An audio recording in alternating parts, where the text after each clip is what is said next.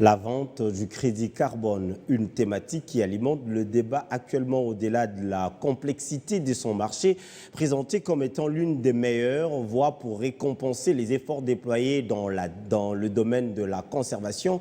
La République démocratique du Congo se met en bonne posture pour ne rien rater. Ce pays solution reste en tête de tous les pays africains ayant vendu du crédit carbone, des précisions que donne le conseiller climat de la ministre d'État en charge de l'environnement au sujet de cette polémique alimentée après la publication de l'article du journal Ouragan sur le site de Média Congo qui a fait mention à la comparaison du prix de vente entre la RDC à 5 $ et le Rwanda à 120 $ américains. Joël Malassi donne des éclaircissements.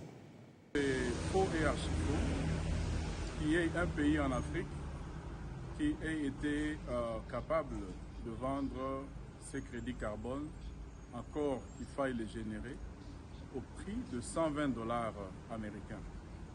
La personne qui a été l'auteur de cet article démontre tout simplement qu'elle ne comprend pas la thématique crédit carbone et que c'est de mauvaise foi que cet article a été confectionné.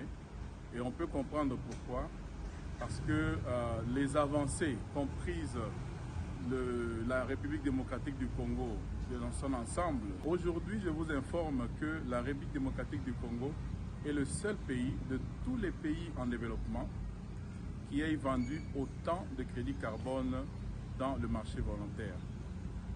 Je mets quiconque à défi de pouvoir nous produire des chiffres certifiés qui parlent d'un pays soit en Afrique, soit à travers le monde, je précise des pays en développement, qui ait vendu autant de crédits carbone que la RDC. Aujourd'hui, nous sommes au mois d'août 2023. La RDC a vendu une centaine de millions de dollars de crédits carbone dans les marchés volontaires, ce qui n'a jamais été enregistré avant. Et cette vente a été réalisée sous Mme Eva Zaïba.